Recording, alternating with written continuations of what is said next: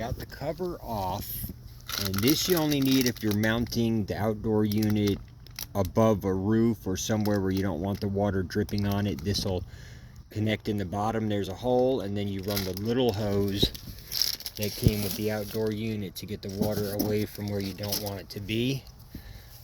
But to start with your line set, I always loosen all these fittings with the wrench, unroll just a little bit of my line. See, I'm going behind there, so I prepped it behind there. I'm going to loosen these, then I'm going to take these caps out one at a time and immediately hook it up here, because it's crucial that you don't get any dirt, debris, dust, anything in these lines. So immediately hook it up there, and then I run my slack out to my lines here. And what I do, which many of you won't, but I highly recommend, to cut off the flares on this, since you have to shorten your line anyway. You cut off the flares on that, and I just use a little MC torch with a turbo torch and a little piece of solder, and I'll solder those so that you only have one flare fitting, because they're susceptible to leaks.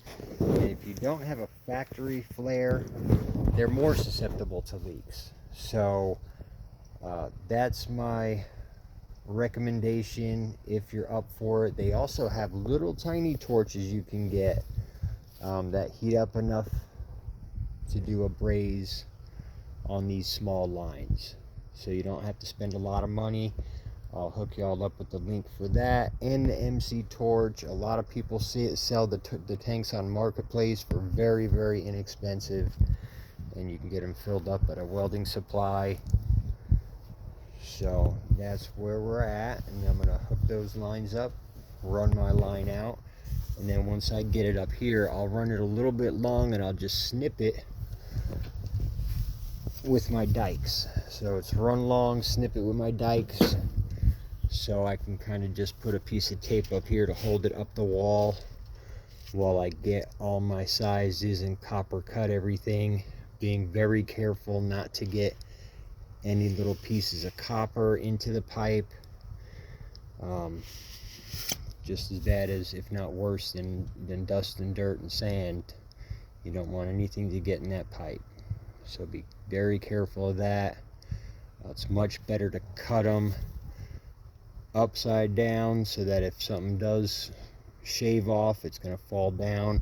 These are going to be running up, so I recommend maybe just flexing them over and doing your cuts. Once you got your size here and you got it marked, flex it over without making a hard bend, and make your cuts like that, so everything falls outward. And if you want to deburr the inside of the copper, that's a good thing to do it upside down. Alright, so I'm going to get this stuff together and show you how it looks again.